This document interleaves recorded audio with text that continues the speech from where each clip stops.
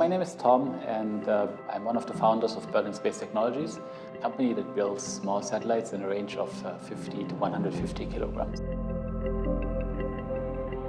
It's basically all the components of one satellite flat out on a table, and here we program the software before it is integrated into the final product.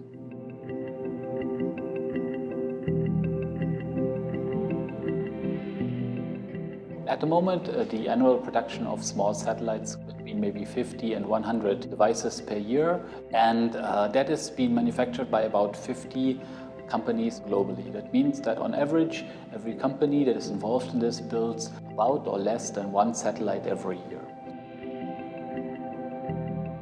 There, hundreds or even thousands of satellites are required, so the whole way of how we are producing satellites needs to change, and therefore you need basically a factory to do that.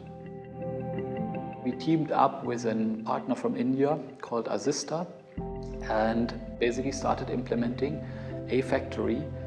And it was 2,500 square meter facility, over 5 floors with multiple clean rooms, about 80 people working there. And then we will start producing satellites there. So the biggest challenge there is, at the moment, satellites are a strategic industry, meaning every country wants its own satellite manufacturer. That makes it super expensive. We totally use commercial off-the-shelf parts to then send them into space, because why not use something that has proven its functionality here on Earth and just make it space-worthy?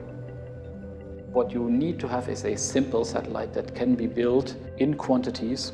So I hope that this disruption can really bring the utilization of space forward, to make it more cost efficient and to achieve more with less.